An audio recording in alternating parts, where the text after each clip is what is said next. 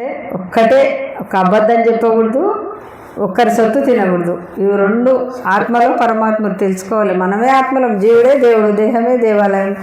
ఇట్లా తెలుసుకోవాలంటే ఇప్పుడు భూమి పేషెంట్ అయింది, ఆమె కోసమే మనం శక్తిని ఇవ్వాలి. ఎందుకంటే మనం పుట్టినప్పటి నుండి తల్లి గర్భంలో వచ్చినప్పటి నుండి శ్వాస మనం భూగర్భం లేకపోయే వరకు ఉంటుంది.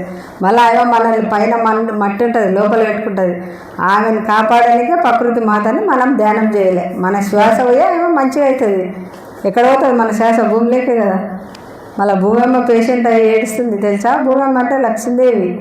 ఆమెను కాపాడనిక ఇంట్లైనా గంట అమ్మ తల్లి నాకు శక్తిని తల్లి, నా కాళ్ళ నొప్పులు తగ్గాలి తల్లి, నాకు తలనొప్పి రాకూడదు తల్లి, మెడ నొప్పి రాకూడదు తల్లి, మనం కోరుకుంటూ ఆమెని సంకల్పం పెట్టుకొని ధ్యానంలో కూర్చోండి. ఆమె మంచిగా ఉంటే మనం మంచిగా ఉంటాం, మనం మంచిగా ఉంటే ప్రకృతి మాత్రం మంచిగా ఉంటుంది. ఇది ఒక్కటి అర్థం చేసుకోవాలంతే.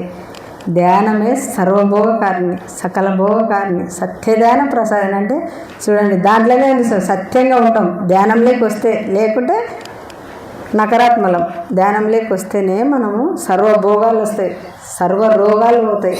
చూడండి ఎంత పవర్ ఉంది. చూడండి, ధ్యానం పవర్ ఉన్నోళ్ళు కాబట్టి ఈ గేట్లో కాలు పెడతారు. పవర్ లేని వాళ్ళు రారు. అందుకే దయచేసి ధ్యానం చేసి ధన్యులుగా అండి ఫ్రెండ్స్. Thank you.